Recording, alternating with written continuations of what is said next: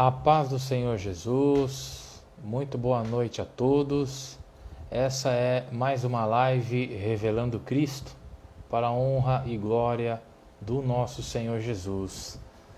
Estou aqui aguardando a chegada do nosso irmão Robson Lopes, que é, como vocês sabem, quem apresenta a live junto comigo. Ele levanta os temas, traz as perguntas e também apresenta os nossos pedidos de oração. Acho que ele já chegou. O Robson está entrando. Só um minuto. Olha ele aí, chegou eu. Olha, cheguei. Glória seja dada a Deus. Só não tô vendo o senhor. Não está me vendo não? Agora eu tô vendo. O senhor tá me vendo bem? Tá cortada a cabeça? Como é que tá aí? Não, está perfeito. Está perfeito. Eu estou te vendo e te ouvindo perfeitamente. Eita glória! Enquanto você se prepara aí, quero mandar um beijo para Bem-vinda, que nos assiste. Seja Beijo também bem-vinda. para Fernanda Reitz, que também nos assiste. Que o Senhor Jesus as abençoe e as cubra com a presença e o amor dele. Beijo também para o nosso irmão Daniel, evangelista Daniel, que nos acompanha e nos auxilia nas transmissões, né? E aí, e o senhor, como é que o senhor tá? Tá tudo bem, graças a Deus. Para a honra e glória do Senhor, estamos caminhando conforme Deus permite. Pronto, vamos lá. Tá me ouvindo? Perfeitamente agora. Então tá bom. Então sejam todos bem-vindos, aproveitem para compartilhar, já vai enviando aí para os amigos, que hoje o tema é bem interessante, um tema bem específico, né, pastor? É isso aí. Bem lembrado, você que nos assiste, por favor, convide as pessoas que você conhece, compartilhe essa transmissão. O assunto é bem interessante, bem esclarecedor e é fundamental para a fé das pessoas que, principalmente daqueles que ainda não conhecem Jesus. É verdade, é verdade. É um assunto, pastor, que vem norteando. A gente não sabe muito bem como definir, a gente não sabe muito bem o que falar. Inclusive, a gente estava numa conversa antes da live sobre isso, né? E a pergunta que eu quero deixar para o senhor é: quem são os evangélicos, né? Ou o que é ser evangélico? O que o senhor pode definir para a gente como ser evangélico ou o que é um evangélico? Olha, para responder essa pergunta, a gente precisa voltar um pouquinho na história, tá? Só para a gente entender como é que surgiu esse termo, né? Tão comumente usado hoje, que é evangélico, né? Nós tínhamos a igreja primitiva, a igreja no tempo dos apóstolos. Aí, em meados do século IV, o cristianismo foi definido como a religião oficial do Império Romano. Foi aí então que surgiu a Igreja Católica Apostólica Romana. Então, a partir do século IV, a única igreja que existia era a então Igreja Católica Apostólica Romana.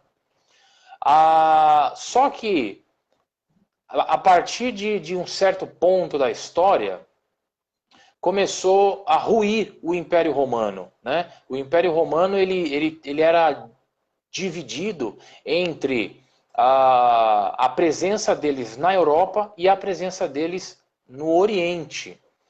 E aí, com isso, a Igreja Católica ela se estabeleceu também em duas bases, em Roma e em Constantinopla. Então, Constantinopla era a capital do Império Romano no lado oriental. E aí, o que aconteceu? Começaram a surgir diversas diferenças entre as igrejas. A igreja chamada ocidental, que era a igreja de Roma, e a igreja oriental, que era a igreja de Constantinopla. Chegou a um ponto, inclusive, de a igreja oriental, a igreja em Constantinopla, estabelecer um outro papa. Então, em determinado momento da história, existiam dois papas. Um papa na igreja oriental e um papa na igreja ocidental. E aí a briga se estendeu e aconteceu o que foi registrado na história como o grande cisma, que foi quando a igreja rachou, né? A igreja católica rachou, surgiu então a igreja católica apostólica ortodoxa, que é a igreja do Oriente, a igreja de Constantinopla, né? Isso aconteceu em meados do século XI. Em meados do século XI, então, nós tínhamos a Igreja Católica Apostólica Romana e a Igreja Católica Apostólica Ortodoxa. Duas lideranças diferentes. E aí o que acontece? A Igreja Católica Apostólica Romana, já muito estabelecida, se fortaleceu, né? E aí realizou uma série de atrocidades, uma série de heresias e coisas que são bem conhecidas na história. Certo. Quando foi lá no século XVI, surgiu o movimento conhecido como Reforma Protestante. Então, no século XVI, encabeçado por Martinho Lutero e mais alguns, surgiu o movimento protestante, ou seja, aquelas pessoas que não concordavam e não aceitavam a postura da Igreja Católica, porque eles afirmavam que os procedimentos e as crenças da Igreja Católica não eram condizentes com o que a palavra nos traz. Por exemplo, a Igreja Católica, ela ensinava que era necessário pagar com dinheiro para se ter pecados perdoados. E aí eles diziam que não, os protestantes diziam que não, que quem perdoa pecado é Deus, pela graça dele, pelo sangue de Jesus. A Igreja Católica ensinava que a salvação acontecia através das obras, que era necessário realizar obras para se conquistar a salvação, para se merecer a salvação. Já os protestantes afirmavam que não, que a salvação ela era obtida através da graça de Jesus, sem qualquer participação de obra humana, né? E a Igreja Católica ensinava que Maria intercedia pelas pessoas, e os protestantes afirmavam que não, que o único intermediário entre Deus e a humanidade é Jesus Cristo.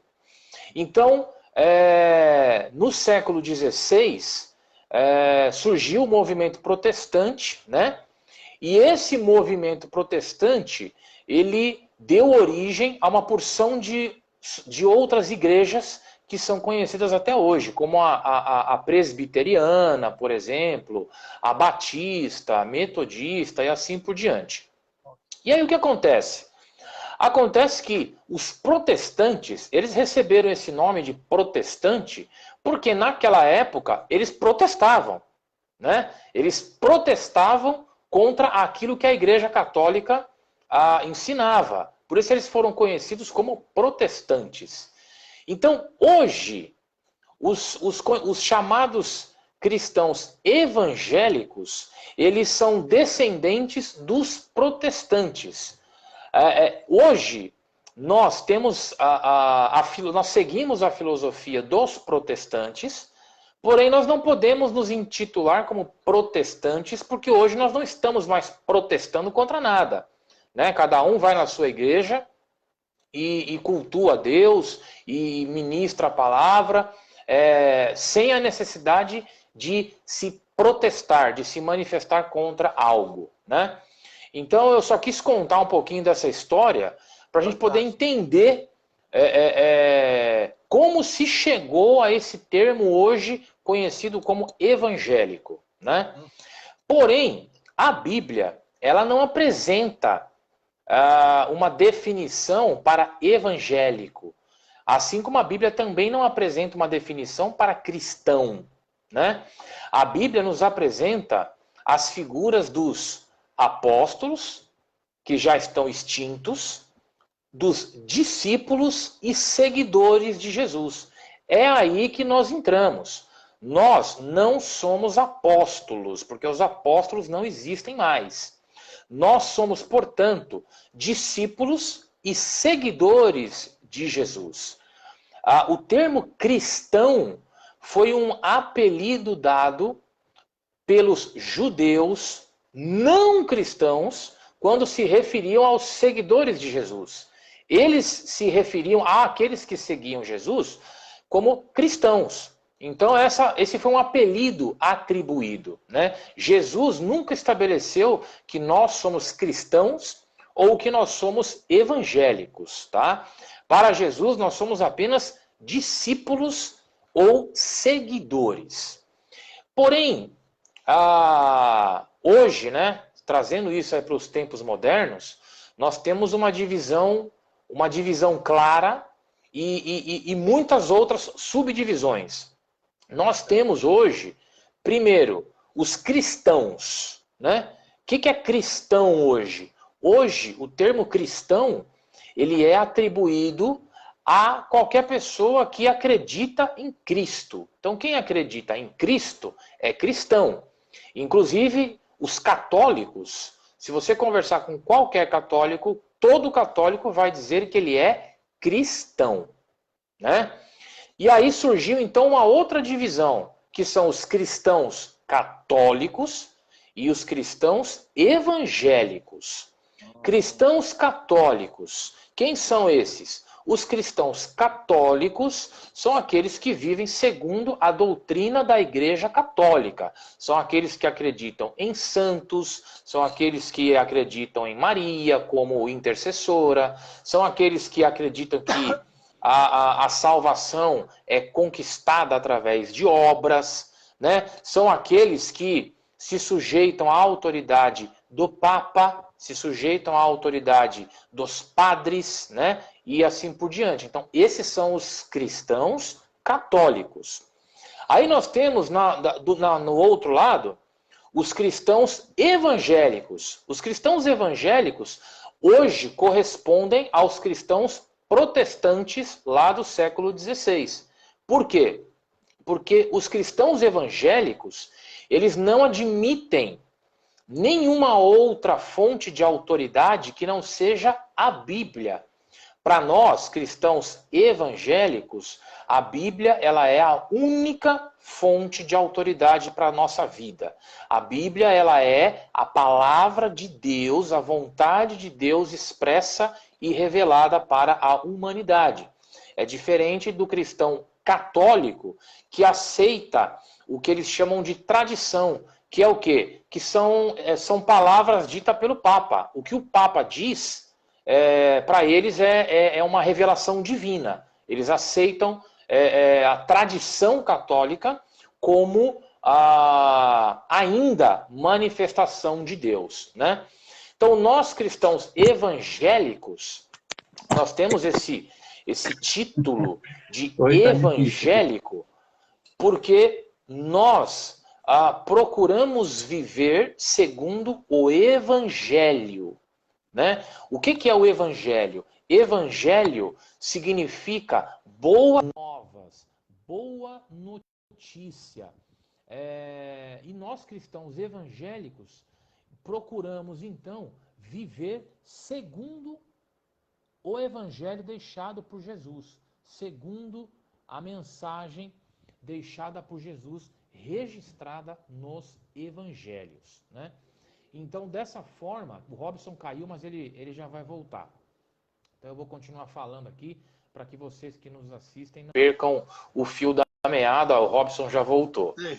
Então, hoje, os cristãos evangélicos, eles representam esse grupo grande de crentes em Jesus que procuram viver segundo o Evangelho de Jesus e que não aceitam a doutrina da Igreja Católica, né? Agora, existe um outro porém nessa história toda, porque no meio evangélico nós temos diversas divisões, existem diversas igrejas auto-intitulada evangélica, né? Então, se você conversar com um testemunha de Jeová, ele diz que ele é evangélico. Se você conversar com um adventista do sétimo dia, ele diz que ele é evangélico, né? Se você conversar com alguém da congregação cristã no Brasil, ele diz que ele é evangélico. Então, existe um grupo grande de cristãos evangélicos. Porém, esse grupo grande de cristãos evangélicos, ele se subdivide em outros subgrupos, né? Como esses que eu citei, por exemplo. Então, como é que a gente diz quem está certo, quem está errado? Como é que a gente diz quem é cristão evangélico e quem não é, né? Como eu disse no início, Jesus nunca definiu um termo para se referir a nós, a não ser discípulo ou seguidor, né? Então, para que fique muito claro e não reste dúvidas, eu vou ler aqui as palavras do nosso Senhor Jesus. Está em João, no capítulo 14, a partir do verso 15, que diz o seguinte, prestem muita atenção. Se vocês me amam, obedecerão aos meus mandamentos. Eu pedirei ao Pai, e ele lhes dará outro conselheiro para estar com vocês para sempre. O Espírito da Verdade. O mundo não pôde recebê-lo, porque não o vê e nem o conhece. Mas vocês o conhecem, pois ele vive com vocês e agora estará em vocês. Não os deixarei órfãos, voltarei para vocês. Dentro de pouco tempo, o mundo já não me verá mais. Vocês, porém, me verão, porque eu vivo e vocês também viverão. Naquele dia, então, compreenderão que estou em meu Pai, vocês em mim e eu em vocês. Quem tem os meus mandamentos e lhes obedece, esse é o que me ama. Aquele que me ama será amado por meu Pai, e eu também o amarei e me revelarei a ele. Disse então Judas, não o Iscariotes: Senhor, mas por que te revelarás a nós e não ao mundo? Respondeu Jesus: Se alguém me ama, guarda a minha palavra. Meu Pai o amará, nós viveremos, nós viremos a ele e faremos nele morada. Amém? Então, o que é interessante aqui nesse texto que eu li? Nesse texto que eu li, Jesus fala 3 vezes em obedecer a palavra. Ele fala 3 vezes. Jesus diz assim, 3 vezes: quem me ama, guarda a minha palavra. Quem me ama, obedece a minha palavra. Entende? Então, não importa qual seja a denominação, qual seja a placa da igreja. O que eu defino como um verdadeiro discípulo, como um verdadeiro cristão, como um verdadeiro seguidor de Jesus, ou mesmo como um verdadeiro evangélico, é aquele que obedece às palavras de Jesus. É isso. O próprio Jesus definiu dessa forma. Então, quando a gente olha para algumas igrejas, o que a gente encontra? A gente encontra, infelizmente, em algumas igrejas ditas evangélicas, muita desobediência. Infelizmente, nós encontramos em muitas igrejas ditas evangélicas inconformidades com a palavra. Então, por exemplo, Jesus se apresentou mais de uma vez como Deus, né? Ele é Deus. No entanto, se você perguntar para um testemunha de Jeová se Jesus é Deus, ele vai dizer que não. Agora, como é que ele diz evangélico? Como é que ele se diz seguidor de Jesus, se ele não guarda e não obedece à palavra de Cristo? Se você perguntar, por exemplo, para um adventista do sétimo dia, esse adventista do sétimo dia, ele vai te dizer que é o seguinte, que para você ser salvo, você tem que aceitar que Ellen White, que é a fundadora da igreja deles, é o espírito de profecia revelado na terra. Ou seja, uma pessoa que sequer é mencionada na Bíblia, uma completa heresia. Então eu pergunto, como é que uma igreja dita evangélica, uma igreja que se diz seguidora de Jesus, ignora a palavra que diz, nós temos um único mediador, que é Jesus Cristo, né? Então, para a gente definir quem é o verdadeiro evangélico, quem é o verdadeiro cristão, ou ainda, o que é ser evangélico? É muito simples. Ser evangélico significa viver segundo o evangelho. Só isso.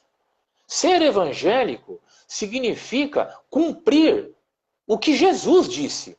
Jesus disse, se você me ama, você obedece a minha palavra. Simples assim. Se você me ama, você vai guardar a minha palavra. Né? Você vai obedecer aquilo que foi dito. Você vai seguir aquilo que está escrito. Então, assim, é uma definição muito simples. Né? Então, se a gente olhar do ponto de vista técnico, os evangélicos são esse grupo grande formado por cristãos que não vivem e não aceitam a doutrina imposta pela Igreja Católica. Isso do ponto de vista técnico, né? Ou até mesmo do ponto de vista político. Porque se você olhar para o censo do IBGE, o censo do IBGE ele aponta, né? Qual parcela da população se declara católica, qual porção da população se declara evangélica. Então, para esse efeito quantitativo e técnico, evangélico é aquele que se opõe à doutrina da Igreja Católica, mas se diz cristão. Agora, do ponto de vista espiritual, evangélico é aquele que vive segundo o Evangelho. Evangélico é aquele que procura obedecer a palavra. Entendi. Eu só disse uma coisa muito interessante, que é a questão técnica, né? Ou seja, são nomenclaturas usadas por homens, inventada ou criada por homens. Dentro desse termo técnico entra o crente, a palavra crente. Isso. O que é o crente? É a mesma coisa do que evangélico? A gente sempre ouve falar algumas coisas diferentes. O crente é o mesmo do que evangélico? O que a gente pode usar nesse termo aí? Olha, eu vou até fazer um trocadilho, Robson, e vou dizer para você o seguinte. Todo evangélico é crente, mas nem todo crente é evangélico. Entendeu? Por quê? Porque crente significa aquele que crê. Mas essa palavra não especifica exatamente no que você crê, né? Então, exatamente. Então, um crente é uma pessoa que crê em algo, né? Então, assim como os espíritas creem na reencarnação e no Allan Kardec, assim como os umbandistas creem nos orixás e nas suas entidades, assim como os católicos creem em Maria, em uma porção de outros santos, todos são crentes, porque todos creem em alguma coisa. Por isso é que eu digo que todo evangélico é crente, mas nem todo crente é evangélico, né? Agora, o termo crente, ele é muito aplicado justamente aos evangélicos, né? Quando alguém na rua fala, passou um crente, ninguém imagina um católico, ou um espírita ou um umbandista. Quando fala, passou um crente, já imagina logo um evangélico, né? Uma pessoa que é apegada à Bíblia, um seguidor de Jesus, né? Mas isso não tem nenhum fundamento bíblico. E isso é algo que é cultural, né? Foi sendo adquirido culturalmente, né? Então hoje, se você falar para qualquer pessoa, eu sou crente, essa pessoa ela vai imediatamente te identificar como um cristão. Ela vai te identificar imediatamente como um evangélico, né? Se você disser para qualquer pessoa, eu sou crente, A pessoa não vai dizer assim, eu também sou, você crê em quê? Né? Ela não vai entrar nesse tipo de discussão. Se você falar, eu sou crente, imediatamente as pessoas entendem que você é cristão e é evangélico. Né? Mas isso é algo que foi simplesmente atribuído pela sociedade como uma herança cultural, como usos e costumes. Né? Agora, por que eu digo que todo evangélico é crente? Porque uma pessoa que vive segundo o evangelho, ela obrigatoriamente crê em Jesus, ela obrigatoriamente crê em Deus. Né? Não tem como você ser evangélico e não ser crente, não tem como você ser evangélico e não crer em Jesus Cristo, não crer em Deus.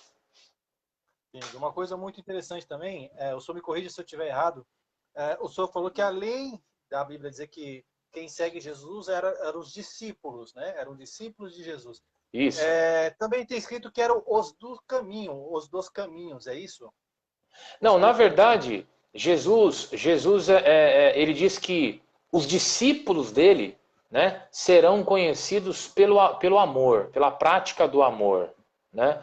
E quando você vê os apóstolos escrevendo, quando você vê, por exemplo, Mateus, Lucas, Marcos, se referindo aos seguidores de Jesus, eles sempre os chamam de discípulos.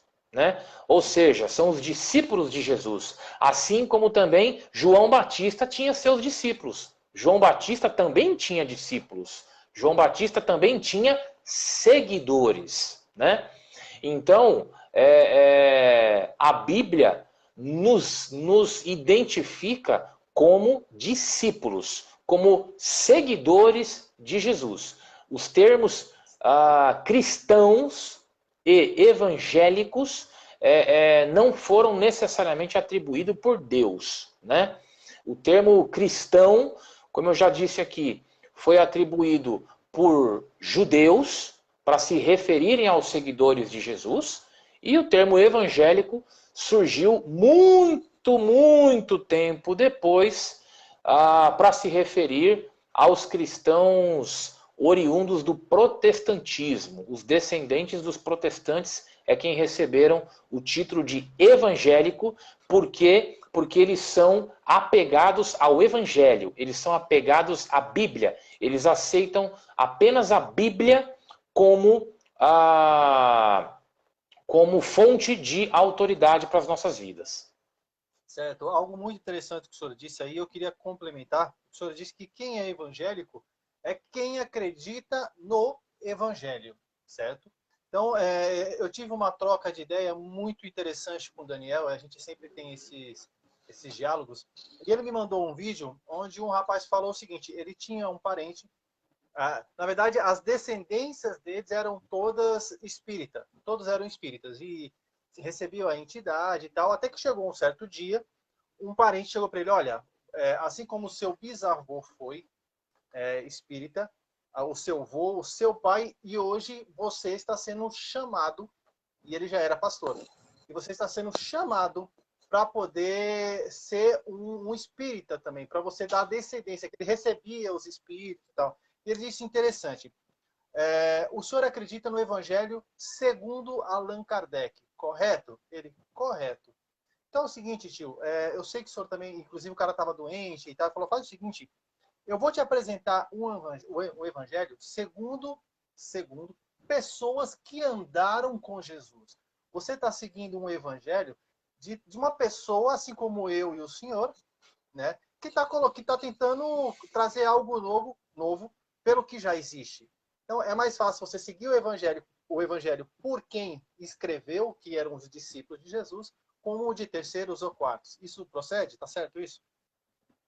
Olha só, Robson, eu conheço esse livro, O Evangelho segundo o Espiritismo, escrito por Allan Kardec. E, na verdade, esse livro, ele nada mais é do que uma adaptação, digamos assim, do Evangelho àquilo que é interessante para a crença deles, entende? Por quê? Porque, obviamente, o Evangelho contraria muita coisa que eles afirmam, muita coisa que eles acreditam. Então, o que que o Allan Kardec fez? Ele pegou o Evangelho, ele pinçou, ele selecionou alguns trechos do Evangelho que são condizentes com a fé dele. Então, por exemplo, se fala muito em amor, se fala muito em caridade, se fala muito em socorrer o necessitado. Então ele vai lá, pega o Evangelho de Jesus, retira várias menções ao amor, à caridade, a ajudar o próximo, e aí ele vai lá e escreve um livro segundo o ponto de vista dele. O próprio livro, inclusive, já deixa isso claro. É o Evangelho segundo o Espiritismo, ou seja, é o Evangelho do ponto de vista do espírita. Entende? Então é um livro que não tem autoridade divina nenhuma, não tem nada de bíblico. É um livro que foi escrito por um homem que expôs ali o ponto de vista dele, só isso.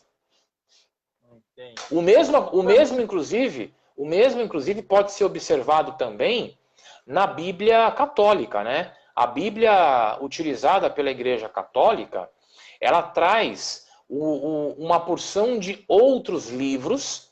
Esses livros eles são conhecidos como livros apócrifos. Por quê? Porque esses livros eles não são admitidos como sagrados, eles não são admitidos como inspirados por Deus. Ou seja, são livros que não fazem parte da Bíblia, não fazem parte da revelação de Deus para a humanidade. Então, por que a Igreja Católica os mantém em sua Bíblia? Simples, porque através desses livros eles conseguem justificar boa parte das práticas, né, deles, como por exemplo a relação deles com os mortos, a relação deles com os santos. E então, para que não ficasse uma coisa completamente vaga, eles mantiveram os livros apócrifos, que são livros simplesmente históricos, livros que não têm inspiração nenhuma divina, livros que sequer tratam de Jesus, né? E através desses livros eles conseguem justificar ali as crenças deles. Entendi, perfeito. Se o senhor quiser acrescentar mais alguma coisa ou finalizar, para a gente já poder entrar nessa nossa segunda parte, que é a oração, tá com o senhor. Amém. Olha, eu acho que esse tema é um tema muito, muito interessante. Eu tenho certeza que muita gente confunde, tem dúvida acerca de o que é. Será que eu sou cristão? Será que eu sou evangélico? Será que eu sou crente? Será que a minha igreja é uma igreja evangélica? Por que uma igreja chama igreja evangélica não sei do quê, e a outra igreja chama igreja batista não sei das quantas? Nada disso importa. O que importa é que você, que ama Jesus, viva segundo as palavras de Jesus. A única coisa que importa é que você, que diz que acredita em Jesus, você que diz que Jesus é o Senhor da tua vida, então você tem que viver em obediência às palavras dele, como ele mesmo estabeleceu.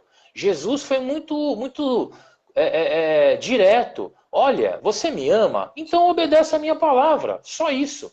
Aqueles que me amam guardam a minha palavra. Ponto. Não importa se você, se a sua igreja tem um nome A, B ou C. Você individualmente busque agradar a Deus. E de que forma você agrada a Deus? Obedecendo a palavra dele. Simples assim. É verdade. Como o senhor disse, isso é um tema. Por exemplo, o senhor está falando aqui, eu estou escrevendo, já começa a vir outras perguntas, mas para a gente não atropelar o tempo. Não atropelar o tempo, então vamos dar seguimento no nosso itinerário. E aí Amém. a gente pode deixar uma pergunta para as próximas lives. Amém. Antes da gente entrar nas orações, Robson, eu só gostaria de cumprimentar mais algumas pessoas que nos assistem e que eu não cumprimentei no começo. Eu quero mandar um beijo e um abraço em nome de Jesus para minha mãe, Thelma Miranda, que nos assiste. Também para a nossa querida irmã Maria França, que também nos assiste. Quero mandar um beijo e um abraço também em nome de Jesus para a nossa irmã Lúcia Cristina Pereira de Souza e também para o Fábio de Souza. E temos também aqui também agora o nosso irmão Marco Grilo, querido Marco Grilo, que acabou de entrar. Sejam todos muito bem-vindos, que aí onde vocês estão, o Senhor os toque e os cubra com a graça, com o amor e com a presença deles. Muito obrigado por nos assistirem. Agora sim, agora vamos para as orações. Sejam todos bem-vindos. Pastor, nós vamos começar com a parte da saúde. E o primeiro nome é um motivo também de dar glórias a Deus, que é a Madalena. A Madalena, ela estava em coma por conta do Covid, estava muito mal, e ela já saiu do coma, já está em casa, já está melhorando e tudo. Então, gostaria de colocar a Madalena, o Marcos, a Benedita, o João, Helena e Neide. Senhor nosso Deus e nosso Pai, Deus bendito e eterno, em nome de Jesus, o teu amado Filho, Salvador das nossas almas, nós colocamos diante de ti todas essas vidas apresentadas pelo Robson. Nos alegramos, Senhor, porque sabemos que o Senhor conhece cada uma delas. Sabemos que o Senhor se preocupa com cada uma delas. Por isso, ó meu Deus, eu peço que pela tua infinita bondade, que pela tua infinita misericórdia, o Senhor repreenda toda e qualquer enfermidade na vida destas pessoas. Que o Senhor reestabeleça a saúde de todas essas pessoas. Que todos eles sintam a tua cura. Que todos eles recebam o teu toque. Para que o teu nome seja glorificado. Para que o teu povo se alegre em ti. Amém. Amém. Glória a Deus. Glória Louvado a Deus. seja Deus. Trabalho, pastor. A Tainã, Bruna, Paula e Maicon. Amém. Poderoso Deus e glorioso Pai, em nome de Jesus, colocamos diante de Ti essas vidas apresentadas pelo Teu servo Robson. Senhor, clamamos a Ti porque sabemos que para Ti nada é difícil ou impossível. Nesse momento difícil que vivemos, essas vidas necessitam do Teu socorro, necessitam do Teu auxílio para conseguirem um emprego. Por isso, ó Senhor, pedimos a Ti que manifeste o Teu poder, que mova as águas em favor destas vidas, que envie os Seus anjos em favor destas almas, para que eles recebam de Ti um emprego, algo abençoado, algo que venha trazer alegria, que venha trazer sustento, que venha trazer recurso para cada uma dessas vidas. Em nome de Jesus, eu já Te agradeço, porque confio na Tua fidelidade e no Teu amor. Amém. Amém, glória a Deus. E para finalizar, oração pela família. Rafael, Juliana, Tamires, Laura, Nicole, Débora, Bruno. Agora eu vou ver se eu acerto o nome. É Laxime, Ronaldo e Edenilta. Pai querido e amado, em nome de Jesus, colocamos diante de Ti os lares e famílias aqui apresentados pelo Teu servo Robson. Senhor, sabemos que o inimigo tenta de todas as formas destruir os lares, desestabilizar as famílias, desfazer os casamentos. Sabemos, Senhor, que a família, antes de mais nada, é plano Teu. Por isso eu peço o Teu agir, a Tua providência em cada um desses lares. Que o Senhor manifeste o Teu poder, que o Senhor supra todas as necessidades e não permita que nada falte. Que o Senhor conserte aquilo que está errado. Que o Senhor dê sabedoria aos pais para cuidarem dos filhos. Que o Senhor dê sabedoria aos cônjuges para conviverem em paz e harmonia. Que o Senhor dê sabedoria também aos filhos para obedecerem e respeitarem os pais. Senhor, que a Tua luz brilhe em cada uma destas casas. Que a Tua glória brilhe em cada uma destas famílias. Que todos os corações se voltem para Ti, para que onde hoje há discórdia, passe a existir harmonia, para que onde hoje há tristeza, passe a haver alegria, para que onde hoje há trevas passe a brilhar a tua luz. Eu consagro a ti, Senhor, e entrego nas tuas mãos cada uma destas famílias, cada um destes lares, para que o Senhor faça uma obra de transformação, para que o teu nome seja glorificado. Amém. Amém. Glória a Deus. Essa é uma Louvado parte seja Deus. muito importante. Então, se você precisa de oração, você conhece alguém que está precisando de oração, mande para a gente. Mande para a gente que a gente anota. E a gente não só ora durante a live, a gente ora também durante a semana, tanto o Daniel quanto eu. A gente acaba orando por essas pessoas também que deram seus nomes. Então, escreva teu nome, manda para a gente. Pastor, o senhor está agora com a palavra para a gente poder ler a palavra do Senhor. Amém. Louvado seja Deus. Eu peço a você que nos assiste que, se você tiver uma Bíblia aí, abra sua Bíblia no livro de Salmos, no Salmo 130. Salmo 130, lá no Antigo Testamento. Tenho certeza que Deus vai tocar teu coração agora. Tenho certeza que ao terminar essa live, você estará diferente da forma como você se sente agora. Amém? Então abra sua Bíblia em Salmos, no Salmo 130. Senhor meu Deus e meu Pai, que a partir de agora eu não fale por mim mesmo, mas que eu fale movido pelo Teu Espírito Santo que habita em mim, para que a Tua igreja seja edificada e consolada por Ti, em nome de Jesus. Amém. Salmo 130, a partir do verso 5, diz assim a palavra do Senhor, a partir do verso 5. Espero no Senhor com todo o meu ser, e na sua palavra ponho a minha esperança. Espero pelo Senhor, mais do que as sentinelas esperam pela manhã. Sim, mais do que as sentinelas esperam pela manhã. Ponha a sua esperança no Senhor, ó Israel, pois no Senhor há amor leal e plena redenção. Amém? Irmãos, espero no Senhor com todo o meu ser, e na sua palavra ponho a minha esperança. Nem todos conseguem viver dessa forma. Nem todos conseguem esperar no Senhor.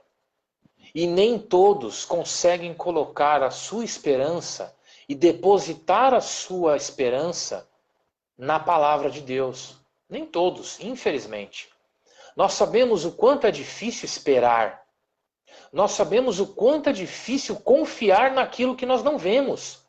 É muito difícil você entrar na igreja e ouvir ali uma palavra e diante de tanta dificuldade e diante de tanta tristeza, você sair dali confiante. Não é simples, nem sempre é fácil.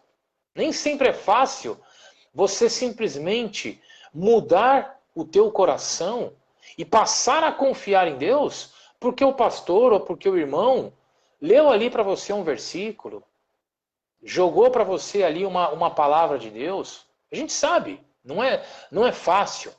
É aí que entra a fé.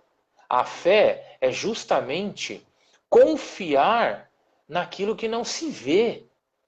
A fé é justamente esperar com certeza por aquilo que você deseja. E o que a palavra nos diz é o seguinte: espero pelo Senhor mais do que as sentinelas esperam pela manhã. É interessante essa metáfora, essa analogia que nós temos aqui, porque a gente sabe que a sentinela, ela nada mais é do que um guarda que passa a noite inteira sozinho, vigiando, enquanto todo mundo dorme. E tudo o que essa sentinela deseja é que o dia amanheça. Porque assim que o dia amanhecer, o turno dela acaba. Ou seja, aquele sofrimento passa. Aquela escuridão termina. Aquela solidão acaba. E com o raiar do dia, ela pode finalmente descansar. Então, possivelmente, você se sinta como essa sentinela, sozinho, no escuro, cansado de esperar. Não tem em quem se apoiar, não tem ninguém ali junto de você. E aí talvez você esteja ansioso para que o sol brilhe, para que aquela noite que você vive, para que aquela escuridão, aquele sofrimento, aquele sofrimento acabe. Você anseia por isso. Você anseia pela tua vitória. Você anseia para ver algo mudar, para ver um fim a essa situação toda. E aí o que a palavra de Deus nos diz? Ponha a sua esperança no Senhor.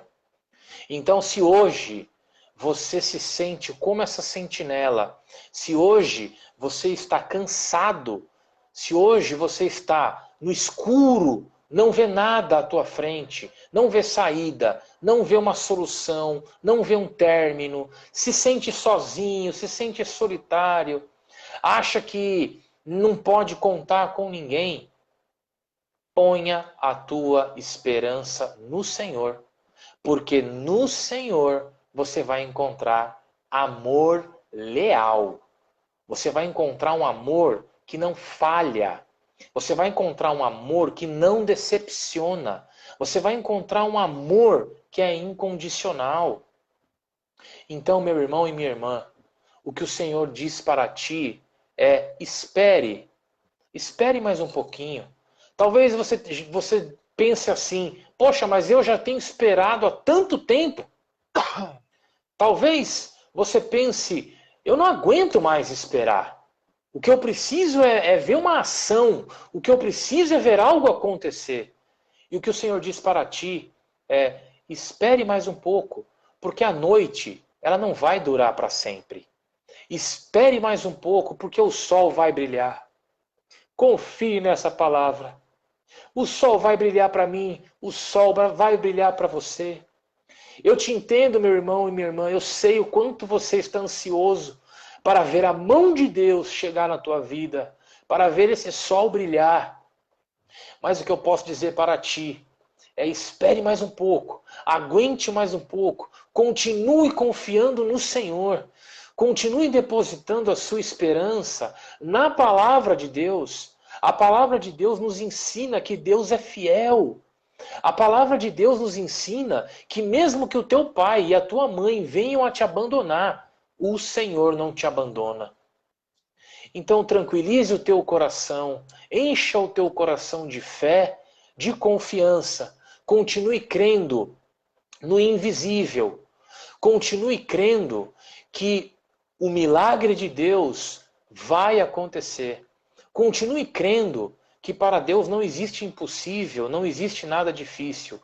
E com certeza, assim como a noite para essa sentinela terminou e ele pôde descansar, você também vai ter essa experiência. A noite da tua vida vai acabar. Todo esse sentimento ruim vai passar e o sol vai brilhar e você vai glorificar o nome do Senhor. Toma posse desta palavra, assim como eu tomo posse dessa palavra para a minha vida também, em nome de Jesus. Amém.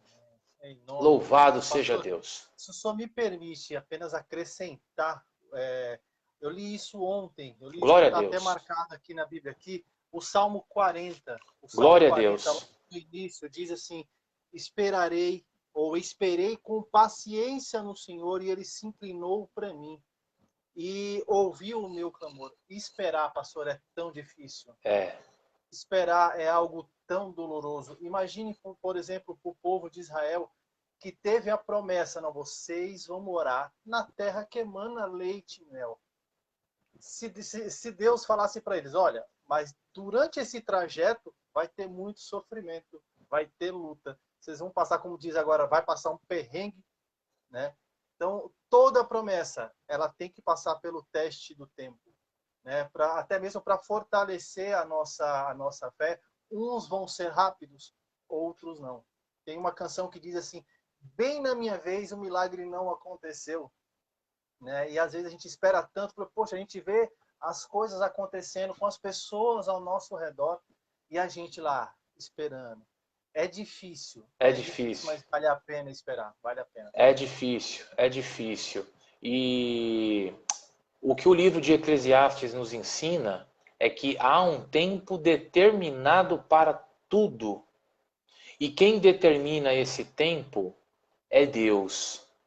Então, uns recebem mais cedo, outros acabam recebendo um pouco depois. Mas todos recebem na hora certa. Todos recebem no momento definido por Deus. Amém? Glória a Deus, pastor, glória a Deus. Então, essa palavra realmente ela veio a confirmar o que eu tinha lido ontem. Glória seja dada a Deus. E a gente sempre tem nossos questionamentos, a gente sempre tem as nossas lutas internas, né? Claro. Eu quero até dar um testemunho rápido. No domingo foi uma palavra maravilhosa também na igreja, falando como a gente deve esperar, tá em Tiago, se não me engano, Tiago 4, né? E a gente não deve esmorecer, a gente não deve esmorecer, né? E quando eu tive Covid, a gente acaba se questionando, poxa, eu peguei algo que está sendo mortal para muitas pessoas. E a gente não entende, a gente faz planos para o amanhã, como diz em Tiago, a gente não deve fazer planos para o amanhã, porque a gente tem que viver hoje. É verdade. Então, é um testemunho que eu gostaria de dar. Para muitos pode parecer simples, mas para mim falou muito forte no meu coração e foi confirmado neste domingo. Do nada, a gente pega uma doença séria, ou tem um acidente e morre. Então, a gente tem que valorizar o agora, valorizar o hoje. É hoje que nós temos para adorar a Deus. É verdade. É hoje que nós temos para agradecer a família que a gente tem, agradecer a saúde que a gente tem, agradecer os amigos que a gente tem. Então, eu queria deixar claro aqui, eu quero agradecer a minha família, a minha esposa, ao Daniel, ao Senhor, porque oraram, ao meu pastor que esteve orando por mim também, assim como teve essa irmã que saiu do coma também.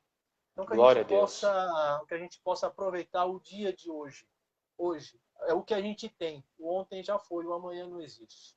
E a lição mais importante de tudo isso que você falou em viver o hoje é que justamente viver o amanhã é o que gera ansiedade no nosso coração. A pessoa que se preocupa com o amanhã, essa pessoa sim vai ter ansiedade no coração. E a gente sabe que a ansiedade é um mal bíblico, né? Ela é um mal terrível e acaba inclusive conduzindo as pessoas à depressão. Então, a lição mais preciosa que você tem e que você passa para todos nós nesse momento é não nos preocuparmos com o amanhã para que o nosso coração não seja tomado por ansiedade. E eu cito inclusive as palavras de Jesus: não se preocupe com o amanhã se encarregará de si próprio, basta a cada dia o seu próprio mal. E como diz lá em Tiago, se Deus permitir, se Deus nós permitir, estaremos aqui na próxima terça-feira a amém, nossa live Revelando Cristo. Pastor, o senhor gostaria de fazer os agradecimentos? Sim, eu quero mais uma vez, como sempre faço, pedir a todos vocês que nos assistem, que compartilhem essa live, que nos sigam nas redes sociais, que nos apoiem, porque esse não é um trabalho meu, esse não é um trabalho do Robson, esse é um trabalho de todos nós, servos de Deus. Todos nós, servos de Deus, temos que estar empenhados em espalhar a palavra de Deus, em espalhar o amor de Cristo, porque muita e muita gente sofre nesse momento. Muita e muita gente ainda não tomou posse da salvação, ainda não ouviu falar de Jesus. Então, assim como eu e o Robson estamos aqui falando de Deus, você que nos assiste, faça o mesmo. Compartilhe, convide as pessoas que você conhece para nos assistir.